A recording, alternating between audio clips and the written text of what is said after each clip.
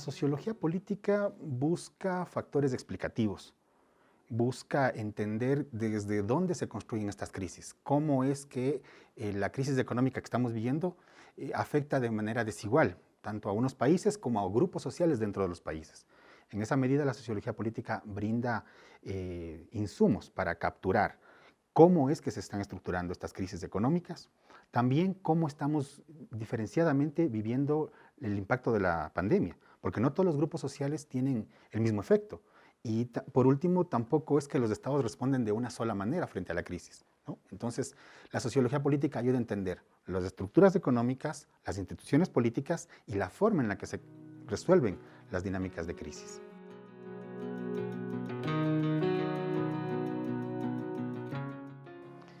La sociología política bebe de una epistemología crítica, es decir, podemos producir conocimiento siempre de forma situada, siempre de forma contextualizada.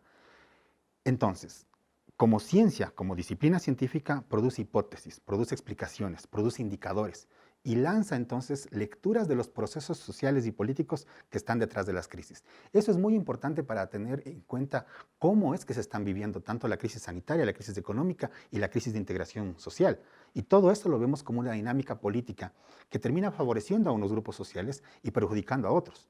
La sociología de las desigualdades, vinculada con la sociología política, permite entender cuáles son las dinámicas del Estado, de la ciudadanía y de la economía que afectan a la calidad del vínculo social.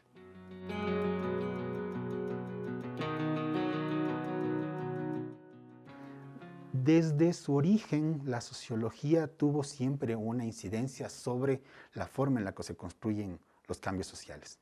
La sociología política siempre fue pública. La sociología siempre se preocupó de problemas colectivos. En ese sentido, las herramientas que utilizamos cuando hacemos investigación científica en sociología política son herramientas que toman en cuenta los insumos de las dinámicas sociales, pero también los devuelven, en el sentido en el que mejoramos las capacidades de comprensión de nuestros estudiantes, de nuestros investigadores, de nuestros lectores, nos vinculamos con los procesos sociales y políticos, acompañamos a las dinámicas institucionales, acompañamos a los actores sociales. ¿Para qué? Para que se mejoren las capacidades de análisis, de comprensión de los fenómenos, ¿sí?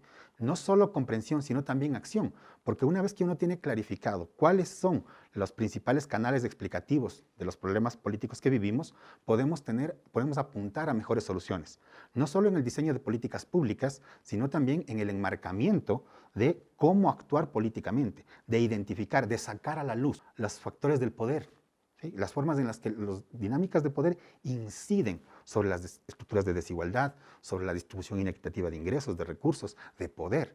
En ese sentido, la sociología siempre ha tenido una capacidad crítica. Y desde allí, la sociología política contribuye a mejorar la toma de decisiones, a orientar y definir mejor las situaciones y a hacer análisis mucho más finos y rigurosos.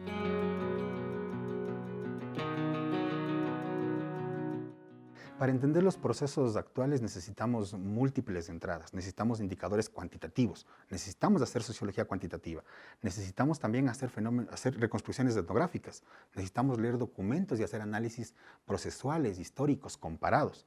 En ese sentido, una maestría en sociología política debe anclarse en una perspectiva transdisciplinaria e interdisciplinar, e incluso yo diría de complementariedad metodológica, ¿sí? Entonces, un sociólogo o un científico social contemporáneo necesita un montón de herramientas en función de los problemas de investigación que estamos afrontando. La crisis sanitaria, la crisis económica, la crisis política no pueden ser entendidas desde parcelas del conocimiento o desde dogmatismos metodológicos. Necesitamos tener sociólogos y científicos sociales con una formación amplia, que tengan la capacidad de identificar cuáles son los factores que están explicando la producción de inequidades, cuáles son los factores que están explicando la forma en la que se concentra el poder político, la forma en la que la ciudadanía está ejerciendo derechos o no.